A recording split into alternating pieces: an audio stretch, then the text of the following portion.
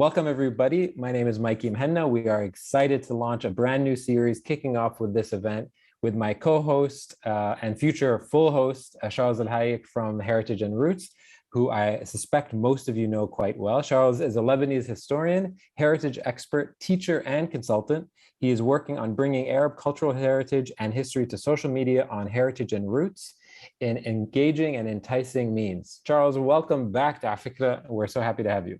Thank you, Mikey. I'm very happy to be back. So the last time you were on, you were still working at a school. Yes. And you were working on Heritage and Roots as much as you could possibly fathom in between your dawam. Give the people some sort of insight into what you're doing now, and then we'll continue the conversation. Well, basically now I'm a teacher who's back to studying at the CAMES, the Center for Arab and Middle Eastern History. I'm doing a master's in Arab and Middle Eastern History out of curiosity and out of chance. This is a beautiful experience at the AUB, where I'm also a teaching assistant of Professor Abdurrahim Abu Hussein at the History Department. And basically I now have more time to study, read, delve into my passion, and work on Heritage and Roots. And because of this new possibility, the collaboration with afikra can exist. Yeah. So I'm super excited about this. We've been talking about this for probably a year at this point. Yes. Thinking about trying to cook something up. So the name, I'm big on names. I think names are important. So remind me. Why is this name so appropriate for what we're trying to do? Yeah. So you do know that basically now everything that is academic in the Arab world is academic. It's away from a broader public. However, this was not the case historically. Historically, we do have something called the majalis. So let's go back to the etymology, especially for the non-Arab speakers. The term mujalasa or majlis comes from an Arabic verb, from the root jalasa, to sit. It reflects the idea not only of sitting together, but it also refers to the assembly and to the physical space where the assembly is held. So a majlis is the assembly of people and the place where the assembly is held at the same time. A little bit like the French concept of a literary saloon. So this is the meaning, the original meaning is a sitting, a session, a symposium.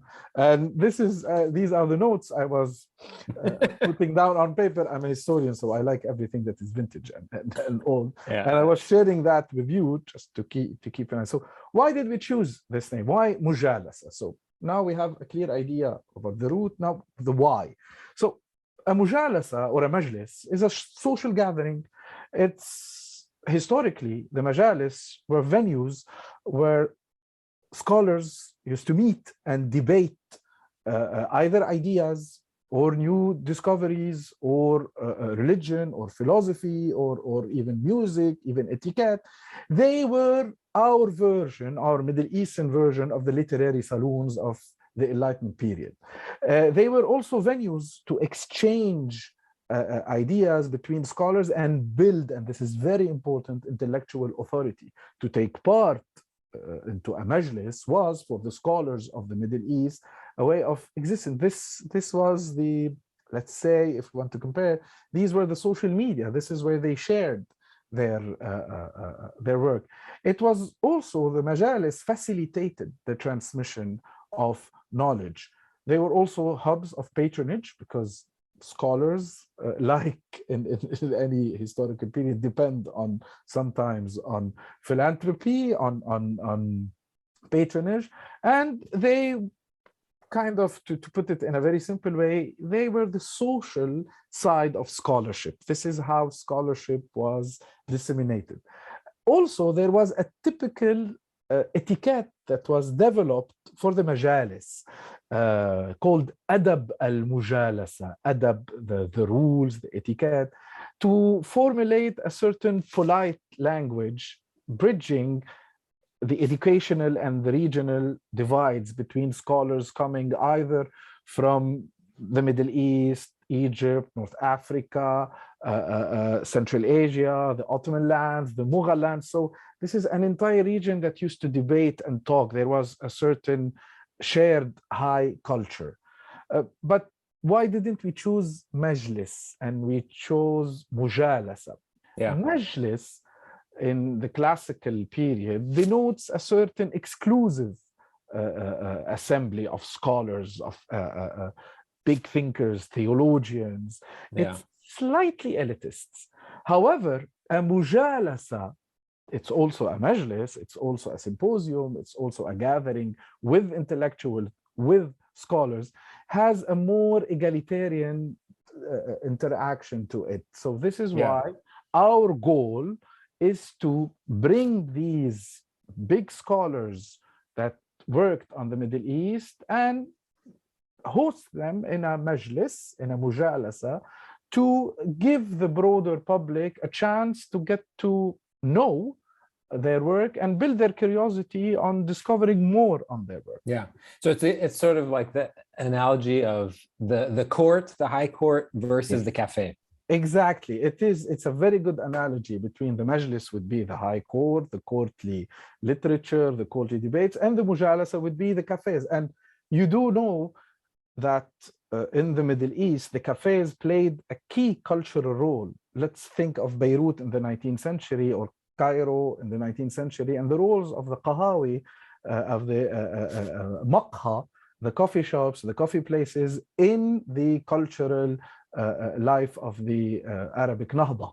Which is where you and I cooked up this idea. Exactly. So it's apropos. Exactly. So I have a question for you. When you think about the programming of the series, how much of the programming is based off things that you yourself are curious about, or things that you're like, oh, people are going to love this? Like, which one is it? Is it stuff that you're like, I don't know anything about this topic, I need to talk to somebody who knows something about it? Or is it like, I know everything about this topic and I just want to sort of go through the motions in front of everybody? Let's say it's in between. Let's say it's in between both, because we need to bring specialists on certain topics to have contact, to have exposure to the broader public, to explore notions in history, political science, anthropology, archaeology, that might help Middle Easterns have a better understanding of what's happening around them and what already happened. So it's a balance between both. Yeah. Okay, Charles, I'm going to ask you a slightly personal question. You and I both live in Beirut. Is there some special meaning to you? All the work you do is very rooted in Lebanon and in Beirut, right? I wouldn't say Beirut, I would say Lebanon more broadly. Is there some special meaning that we're largely going to be broadcasting this from Beirut? Not only you and I, but also most of the speakers are still living and surviving and are trying to thrive in what is a very, very complicated place right now? This is a beautiful question, Mikey. So both you and I are kind of based in Beirut and, let's say, broadcasting from Beirut. Not kind of. And we are trying to echo and to revive one of the roles of Beirut as a major center of Arab culture and learning and scholarship and knowledge. Given the crisis now in Lebanon, we are slightly losing this. We are losing the institutions that made what Beirut is and made Beirut one of the capitals of the Arab culture since the mid-19th century. Now, we are trying on a very limited scope to bring back the role that Beirut had in the scholarly debates on social media. So, of course, there is this idea that we both share about giving back to Beirut her role as a city of knowledge, and not as a city, because mainly the narratives that are around Beirut now is Beirut the blast, Beirut civil war, Beirut the divided city, Beirut the economic crisis, Beirut the polluted city. But however, this was not the case. Beirut wasn't like that. Beirut was a vibrant center of Arab academia and Arab culture. And we need to give back Beirut this role. So we're trying to do it on a very small scale. Yeah. What is your general, what has been the reaction when you approach, I know what it's been like when we approach the scholars, but what has the reaction been when you speak to scholars and formally say, hey, I'm doing this series and I want to introduce you or interview you? What's been the sort of general reaction? I was positively shocked because we're mainly talking with scholars of a certain age that are not very present on social media. And their first reaction was, yes, of course, we need to be there. We're happy to be on afikra and heritage and roots. And we're happy to give you 1 hour of our time to debate and to talk about our work. And this actually made me very happy to have big names such as Dr. Rogan, Dr. Urum, Dr. Sada, and other names that we will, or even having political commentators such as Bashar Halabi. So we're trying to bridge everyone who is involved in talking about the Middle East or studying the Middle East. And the reactions were, people were happy. And yeah, the scholars themselves were happy to. Yeah, I mean, I'm always delighted when I reach out to scholars and ask them, hey, do you want to be on this series? And they're like, me? And I'm like, you? You're surprised? I should be surprised you're willing to talk to me. Exactly. Yeah. So maybe for those people who are listening who don't know much about, let's start with the three on the, or maybe we'll start with this. So it's a series in Arabic. You're going to be interviewing. I'm going to be a watcher just like everybody else. But we're going to start with the first one in English with Eugene Rogan, where both of us are going to interview him. So give people a sense of who is Eugene Rogan and why was this a worthwhile one to kick off with? So let's say that the kickoff series will be mostly about history and the politics of Lebanon and the Middle East, because this is a hot topic now and everyone is interested in historiographies about identities, nationalism, political survival. So Eugene Rogan is a major scholar and historian of the Middle East. His work is mainly devoted to understanding the Arabs under the late Ottoman Empire and World War I. He is a professor at Oxford. He is an authority. His books are considered as a reference on the area. And of course, he, in many of his books, he talks about Lebanon, about the birth of a modern state in Lebanon, about Lebanon in World War I. So these very sensitive narratives have been tackled by global historians such as Eugene Rogan. Also, he has kind of a He also grew up in Lebanon. I don't know if you know that. Yes, he grew up in Lebanon. He's someone who used to visit Lebanon after he left to study and because of his career. So his work is also related to a new history. He presented a new history of the Arabs. So it is essential, and sadly he's not very known in the broader public in Lebanon and in the Middle East. And people need to read this new historiography and history on Lebanon and the Arab world. Okay, so you said that sentence to me once. I said, we talked about Eugene Rogan. I said, yeah, Akid, that's a great idea. And then you said he established a new historiography. So what does that word mean and what does that mean? Okay, so it's not, he belongs to this school. Historiography is the way you write history. Historiographia. So historia, the Greek word for inquiry. History means inquiry in Greek. And it's not a story, it's an inquiry. And graphia, to write, it's how you write, the methods you use, what sources you use, what narratives you adopt. And historiographies change from one period to another. Now there is a new historiography. There are many historiographies regarding the Middle East, post-colonial, the subaltern, the Orientalist school. So we will be exploring these schools because these schools of thought influenced how we write history, and the way you write history influence how you perceive and receive the information. And this also influenced the way, the image you constitute about a certain period, a certain idea, a certain concept in history. Yeah. So that's going to be on February 7th next week. For those of you who may have, we posted on Instagram a joke about how many of you have that book, The Arabs, on your shelf, because so many people have that book. But I don't think, I don't mean to be sort of macabre, but I don't think that they realize that the author of the book is still alive and is willing to talk about it. Yes. And B, I don't think they realize how influential that book was. So I'm excited that we're going to be able to talk to them. Also, yes, his work is influential on the birth of the modern nations in the Middle East following the end and fall of the Ottoman Empire, Lebanon, Syria, Palestine, Jordan, and the state of Israel also, and the Israeli-Arab conflict, the ongoing Arabo-Israeli conflict since 1948, which is a very hot topic to discuss and debate. Let's talk about some of the other guests that we have lined up and some of them that haven't been announced yet. So give us a sense of why these three are on the agenda and who else may be coming. So Dr. Urum is at the same time an economic reference and a historian, a social historian of Lebanon. His work is key to understanding first this new history of Lebanon, which incorporates social and economic history. He's someone who was briefly Minister of Finance in Lebanon, and he's someone who worked on let's say, recovery plans of the economy.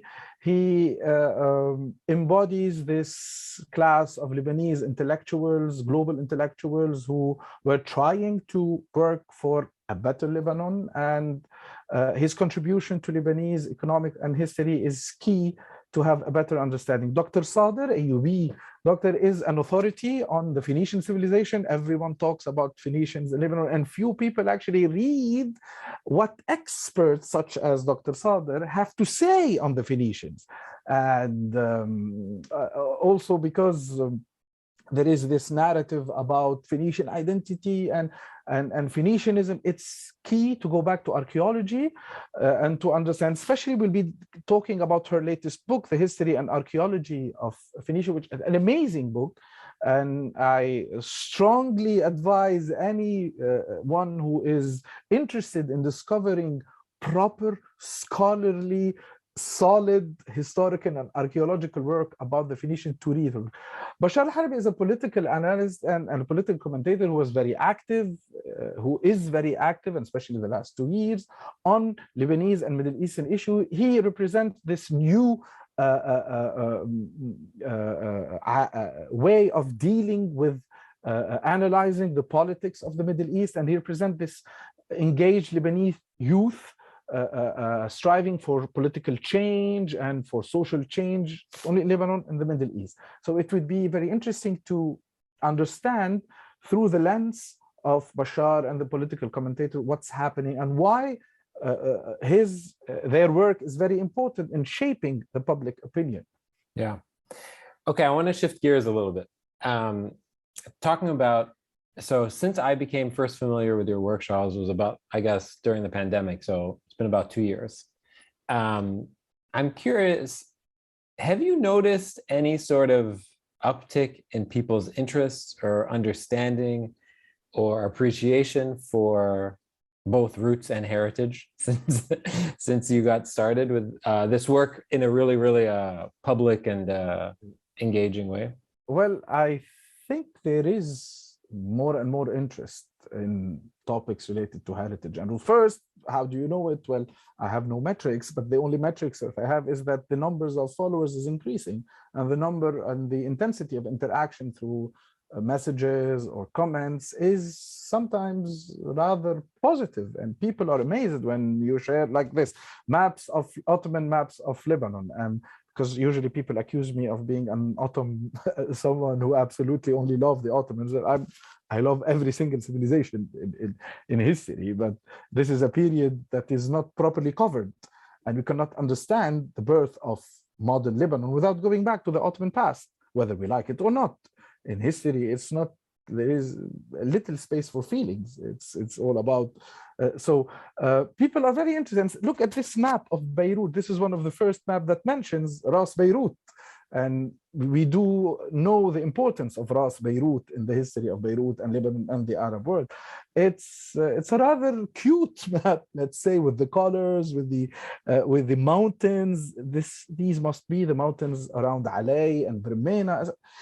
So I'm trying to reintroduce the Lebanese to certain elements that are absolutely absent from the larger historical narratives. And It's also, sorry to interrupt you, it's also a hilariously Ottoman map because it's from the perspective of yes, somebody traveling south from Turkey. yes, let me give you an example. The guy who drew the map is a Kapitan Basha. He's a captain. He's a Piri Reis. This is what we call al-Bahara. عندك بحرية يا ريس. So a Reis was an actual job in the Navy in the Ottoman. So this guy, Piri Reis, was one of the first to produce these early modern maps. And he was in the ship and on a ship, sorry, and he was drawing the map from the coast. So it's how the imperial center sees a periphery. So they are hilarious. They are hilarious with the certain details. So here we have Ras Beirut with a tower. So there was a tower somewhere around AUB. Then you see the proper Qal'at Beirut, a castle of Beirut. And then Nishan Beirut. So Nishan, nation, it's to aim. So this is where he's taking the something in topography or as a reference point. The map that is below is a map of Tripoli, and here you have actually the trees around Tripoli, because from someone coming from the sea, Tripoli was a magnificent view. You had a white city in a large area with massive citrus plantation. So green, white, it must have been beautiful to see. Yeah, it's so interesting. So when you think about this stuff, okay, so I have another question for you, actually. Yeah. Okay, I'll tell you a story. So I remember when I was in like elementary school, and I was speaking to my older brother who was 7 years older than me. He was in high school. And I asked him one day, must have been like 9 years old or 8 years old. I said, "What are your classes? What classes do you take? You're 17. What classes do you take?" He said, "I have English, I have history." I said, "English? You speak English. Why would you be taking English, right?" And he said, no, you keep on taking English for a while. And I always joke about that because I guarantee that there are many people who come to you and say, "Charles, you're studying history? You know everything. How could you possibly be studying it?" Do people ask you this all the time? Yes, they do. They do, especially because you see, I was a teacher for a rather long time. So it's an honor and a great chance to be able to continue studying or to go back to studying, because this is how you build your intellectual curiosity. History is a living science. It's something that changes according to new discoveries, to new sources, to new, and it's not something that is fixed. And this is what makes it more beautiful. And going back to studying is an absolute chance. A map of the Mutasarrifiyya, beautiful maps, 19th century map of Lebanon. What are you studying? What are the sort of the focus points of your studying, the weakest muscles that you're really trying to strengthen? So it would be a broader history of the Middle East and not only focused on Lebanon. This would be this weak muscle that I'm trying to build. Are there any specific areas of inquiry or sort of revelations that you've had over the last year? Well, the impact on climatic studies on the history of the Middle East, how everything is related to the climate in the Middle East, how agriculture and the cycle between urban, rural, and nomadic life. It's fascinating to go and make a sense of how these elements and factors interact and shape our lives. Yeah. Okay, so I'm going to ask you another question about the series. Are there historians who have since passed that you would absolutely love to interview? The great Albert Hourani. Albert Hourani is an authority on Middle Eastern studies. So what's so great about him? If I can play the devil's advocate, you know, people, there are these greats, but I never feel like people actually interrogate, like, what's so great about Fairuz? Like, what's so great about Albert Hourani? It's a very, very good perspective, actually, to interrogate yourself. It's their legacy. It's their scholarly work that changed something. They are people who, through their work, changed the course of things, introduced either new ideas or new discoveries or new historiographies and methods that we use to understand who we are. Even if some of their ideas are now completely not disregarded, but there is something new that we are building on. But they are pioneers.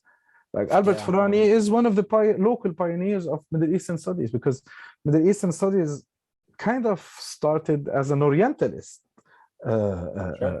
field to justify colonialism and justify how people of the Middle East are underdeveloped, and then came the other school of thought that no, these are people who have been around for thousands of years and they have their own history, even if it's different from Eurocentric history. Yeah. What are some of the pesky, pervasive misunderstandings of history, both in Lebanon and around Lebanon, that every week, every month, every semester, every year, you keep on having to swat like a pesky mosquito? It's mainly this pesky question of identity and national identity, because now we have this, we assume that identities are monoliths. It's one identity that we have, and this identity is exclusive and it does not accept or tolerate another identity. However, if you go back and study how, because the question of identity has been around for thousands of years, but if you go back and study how intellectuals in 19th century Beirut or Mount Lebanon would define themselves, you would see that they had levels of identities that today we consider as conflictual. However, in the 19th century, they were complementary. So like someone like Boutros al-Bustani is al-Muallim, the great master of al-Nahda in 19th century Beirut, defined himself on 4 levels. He defined himself as an Ottoman because he was legally an Ottoman citizen. Every photo of him has a fez. Has not only the fez, but he has the Majidi also, the medallion. He defined himself as someone from Bilad al-Sham, geographically and culturally, nothing to do with Syria, or modern concept of Syria. He defined himself as being from Mount Lebanon, and he defined himself as being Maronite. So you have 4 different levels of identity, and he didn't see any conflict in having 4 identities. So this is a very pesky question, especially now in Lebanon, and because it's a very hot topic about identities, about are we Arabs, are we Phoenician, are we Lebanese, are we Syrian, so it's a little bit mixed, but things were slightly more relaxed, as Dr. Urim says it in one of his interviews. Things were more relaxed. Yeah, in the words of Dave Chappelle, there wasn't so much air on the ball. Yes. So I want to ask you, there's a question in the chat that sort of inspired a question. I'm always interested in, in afikra, people always ask me the question of how many people are in the diaspora, right? In afikra, how many people are in the diaspora? How many people are not in the diaspora? And that dichotomy never makes sense with me, because any like shallow reading of the history of the region, you understand how fluid and borderless this place has been for most of its existence. And so I always respond in a cheeky way, we're all in the diaspora. Right now I'm in the diaspora. Yes. And so I'd be really, really interested to understand the historical relationships between Beirut and other city centers and other places across the region, like the historical relationship between Beirut and Saudi, and Beirut and Hira and Baghdad, and all these different places. So can you give me some sort of sense of where I might be able to start if I'm interested in talking about that? So first, keep in your mind the idea that the current national borders are rather recent. The borders that we have between, so before, of course, we were part of global empires. So the borders were rather large.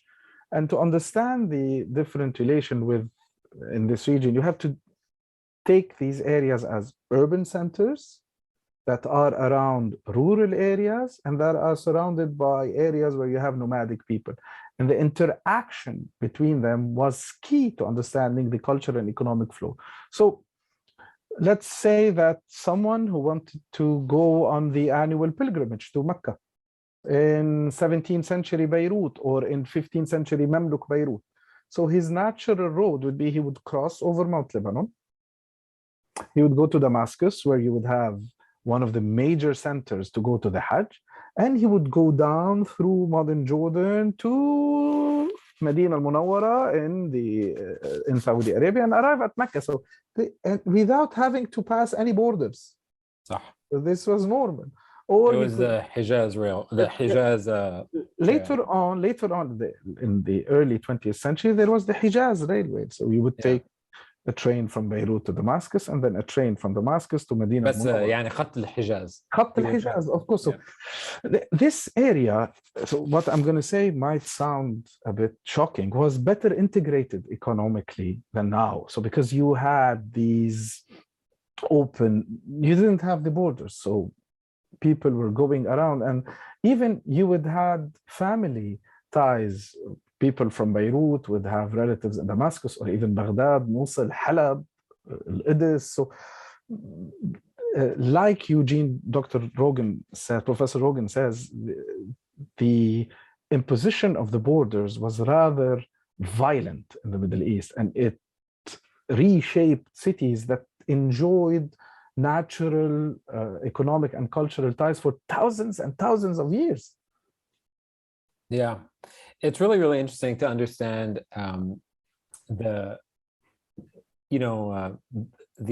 way those relationships were understood 100 years ago. So before the sort of the establishment of all these national borders, what was the relationship like, for example, between Beirut and Baghdad in the mind of a Beiruti? So first, they were part of the same empire. They were part of the same Ottoman Empire. In the late Ottoman Empire, they were both very important urban centers that were at the same time the centers of an Ottoman vilayet, a province.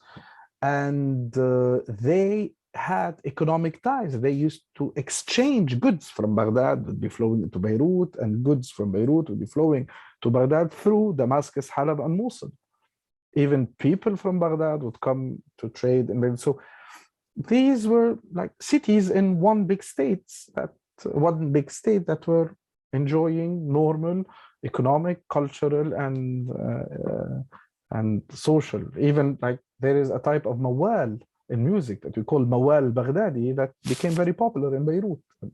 So this is because of these chains of transmission of goods, culture, and humans. Yeah. Okay, I want to open up to questions in a second. But before I do, we're not going to do a quick Q&A, but I want to ask you one question.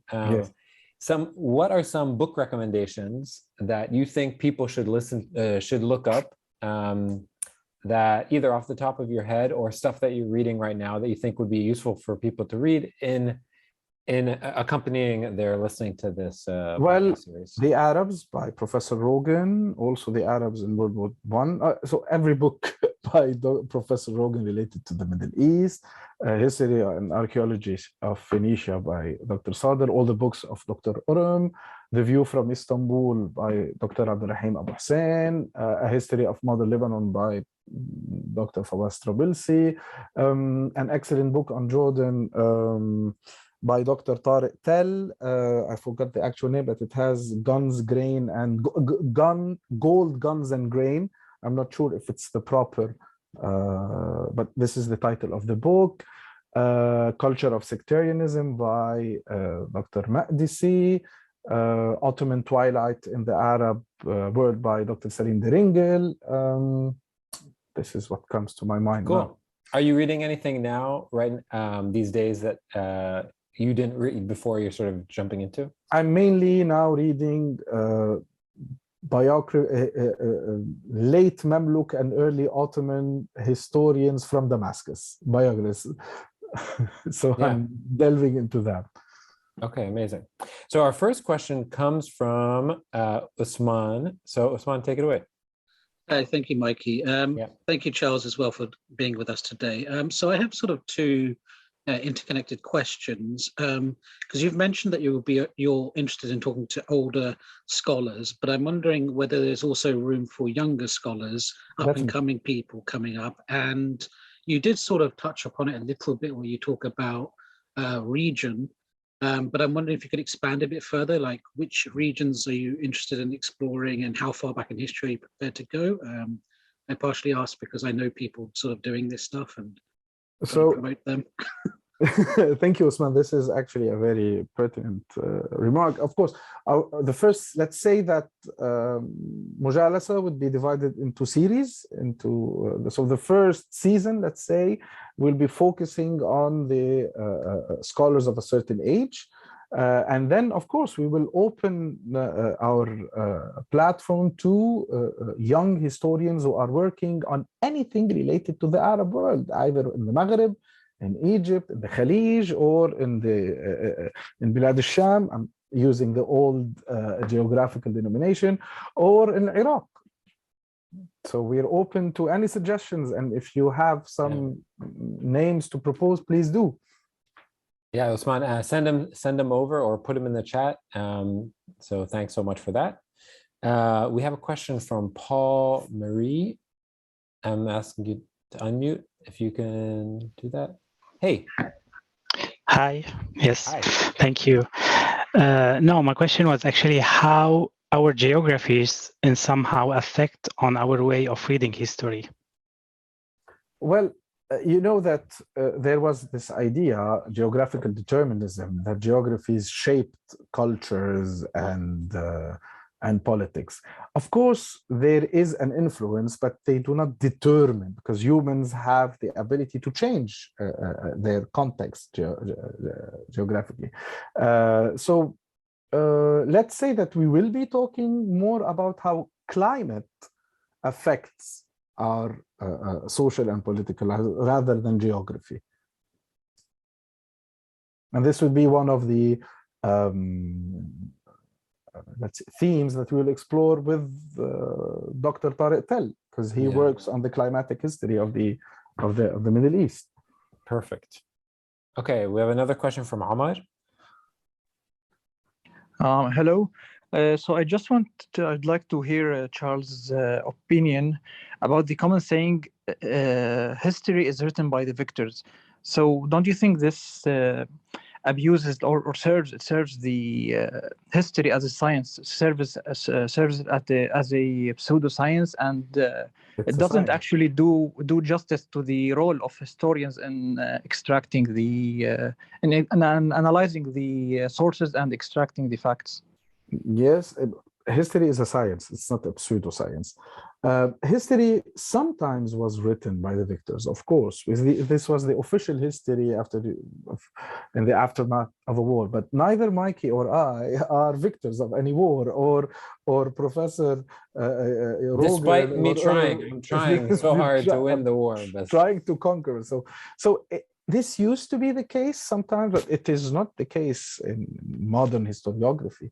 History is written by independent scholars who come from prestigious institutions or are independent scholars. So this used to be the case sometimes when a state commissioned a historian to write the official version that it wanted to be known of a certain event or battle, but this is not the case anymore. Great. Okay, so we have a question from Amir who asked me to read it, and it's the question that inspired my question during the chat. He says, as an Iranian, I'm interested in knowing the dynamics between Iran and Lebanon and how Lebanese feel about this relationship. Would you possibly consider interviewing an Iranian historian like Abbas Milani for his views? We might, but I would be more interested in exploring the rather unknown dynamics of the great Shia ulama of Jabal Amil in converting Iran to 12er Shiism. This is an area that is not really, given the political conjuncture and circumstances now, few people know that it was actually scholars from Jabal Amil is now South Lebanon, and this is one of the historical areas where Shiism developed and exists since the 9th century. And ulama from Jabal Amili went to Safavid Iran and converted Iran to Shiism. And even they established dynasties of ulama that are still active in Iran are referred as Al-Amili or Al-Karaki, referring to Jabal Amil or Karaknuh next to Zahle in the Baqa, which was a major center of learning. And so this is, as a historian, this is a person, but of course we can host any historian who's working on the modern relation between present-day Iran and the Arab states. Cool. Rami is up next. Hi, thank you guys so much for taking my question, and this has been really great. I've been having a lot of fun. Charles, I think you're great. I really enjoyed your explanation of historiography. I've been taking history for 6 years, and it's like the best explanation I've heard. Anyway, so my question is, the past few years, I've been writing a lot of my academic papers on Lebanon. I found that I really enjoy its history. I think it's very interesting. And I came across two I thought were really important books, which are Charles Al Hayek's Origins of the Lebanese National Idea. Hakayim, yes, excellent. Carol Hakayim. Hakim, sorry. Yeah, that's right. Sorry, yeah, an excellent book. An excellent book. And George Antonius's The Arab Awakening, which is a much, much older book. But yes, an older book, but it's very important to understand Arab nationalism. Yeah, both of them are books that I really, really enjoyed. I just wanted to know if you had any serious thoughts on them, because unfortunately here in Canada, I don't have a lot of Arabic scholars or academics that I can ask for their opinions on these books. Well, the book by Dr. Carol Hakayim on the birth of the Lebanese national idea is a reference book by itself. It's the first proper analysis on the roots of the Lebanese national idea, alongside another book by Dr. Qais Firro. So it's a key scholarly work to understand modern Lebanon, a key. George Antonius is an interesting book that has to be placed in the proper historical context to understand how these intellectuals were trying to call for an Arab revival, an Arab awakening, and they were putting the basis for what would be Arab nationalism later. So one is key to is a key scholarly contribution to understanding the birth, development of the Lebanese national idea. You cannot understand Lebanon without reading this book. And the other is a book that should be placed in its cultural and historical context to understand the birth of Arab nationalism. Great. However, the book by Antonius should not be considered as a history book, as a proper history book. It's like a nationalistic plea for an Arab nation. Fantastic. So with that, I'm going to just put the link in the chat. It is afikra.com/podcast, and you can look for Mujalasa on there. We're really, really excited. Please let your friends know about this series. This is our first series in Arabic, which we're really, really excited about, and couldn't look for our better partner. Our first proper event is going to be on Monday with Dr. Eugene Rogan. Charles, is there anything else, any final thoughts or words of wisdom before we sign off? Well, hope to see all of you online on Monday. This would be my word of wisdom: is get along and take part in Mujalasa and nurture your curiosity on the Middle East with afikra and heritage and roots. Absolutely. Okay, everybody, enjoy your weekend. This has been a long week for Afikra. We've had 5 events, and so we're really, really excited for a weekend. We have an event tomorrow with all of our community presentations, so if you're interested in checking out those, it'll be a lot of fun. And as always, if you can give us a second of your time to give us feedback, the form is in the chat. It's "Was this good?" It literally is a one question: "Was this good?" And let us know if it was, and if it wasn't, leave us a note on how to make this better. Charles, thank you so much. Thanks so much. Thank you. See you on Monday. Bye, everybody. Enjoy your weekend.